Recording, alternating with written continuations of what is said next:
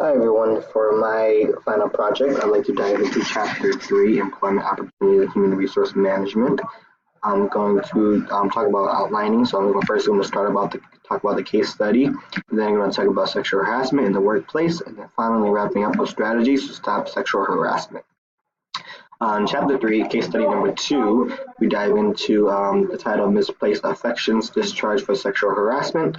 It starts off talking about Peter Lewiston, who was a senior maintenance employee for the Pine Circle Unified School District for 11 years. He was widowed since 2003 and terminated on July 15th, 2018.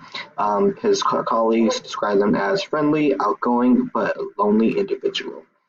The second person in this is Beverly Gilberry. She is a 28-year-old fifth grade teacher who is also married and who is the victim of the sexual harassment. Kind of talking about the timeline of how everything went down on May 25th. The first overly affectionate compliment from Lewiston to Gilberry was made on June 7, 2008. Gilberry received roses and a card from Lewiston, and then on June 8th, Gilberry received another card from Lewiston asking her to return his favors of affections for her. And then on June 9th, a longer letter from Lewiston wishing Gilberry happiness occurred. And then on June 11th, more things happened. Gilberry obtained an injunction from the Western Justice Court prohibiting sexual harassment by Lewiston. Lewiston also, his actions were deemed extremely sexually hostile from the Equal Employment Opportunity Commission of Sexual Harassment complaint filed by Lewiston and filed by Gilberry. And then a notice was given to Lewiston to show up for hearing, but he did not show up.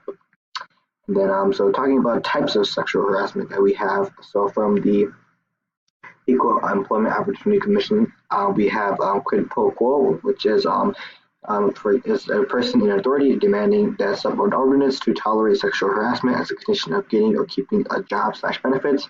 So, for example, if a superior demands you to kiss him or her in order to keep your job, this is considered quid pro quo. And then the other sexual harassment type is a hostile work environment.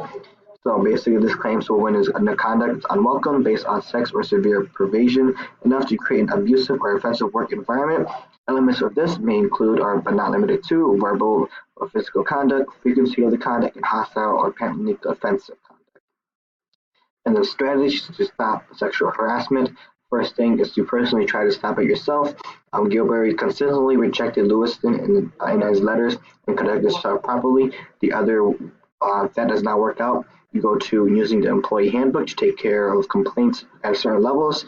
So after Gilberry could not stop it, she took the issue to her superiors, going to the EEOC, and then throughout this whole process too, you always want to make sure that you document everything for the sexual assault cases. Thank you.